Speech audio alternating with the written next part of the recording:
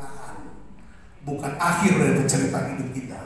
Yang ketiga, saudara, kalau saudara kena masalah, ada penderitaan, kesulitan, saya ingin beritahu, ya, responnya jangan marah-marah. Katakan amin. Jangan nyala-nyalain orang, marah-marah. Karena kemarahan tidak mengubah apapun. Kemarahan tidak bisa menyelesaikan masalah itu, ya kan? Tetapi justru kemarahan akan apa? Memperburuk situasi kita dan akan melukai diri kita sendiri. Yang ketiga, katakan amin.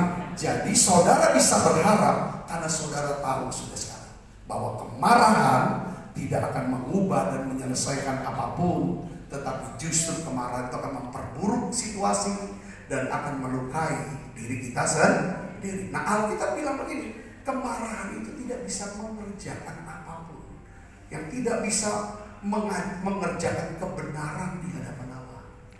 Coba kita lihat Yakobus 1 ayat 19 sampai 20, saudara. Kita baca sama-sama. 1, 2, 3. Hai saudara-saudara yang kukasihi, ingatlah hal ini. Setiap orang hendaklah cepat untuk mendengar, lambat untuk berkata-kata, dan juga lambat untuk marah. Saudara ngerti gak ayat ini? Ngerti kan? Cepat untuk apa? Dengar. Lambat untuk berkata-kata. Waduh, kalau kita maunya cepat ngomong, cepat marah, nggak mau dengar. Betul, ini jadi masalah buat kita.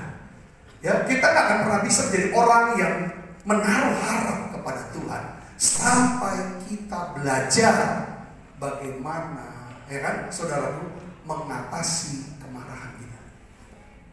Ya, sebab amarah manusia, baca keras 1, 2, 3. Sebab amarah manusia tidak mengerjakan apa?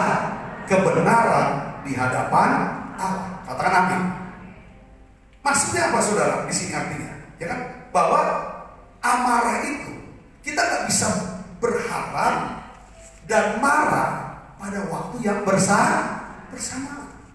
Kalau kita, saudara, kita tidak akan pernah bisa hidup sesuai dengan kehendak Tuhan, rencana Tuhan, kalau hidup kita dikuasai oleh kemarahan.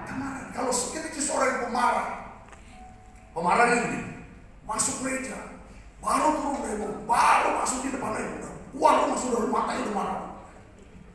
Ada orang lewatin mobil dia ke gereja, langsung dia wah, apa? Terus sampai ke duduk lihat marah terus. Sedangkan baik, jangan biasakan.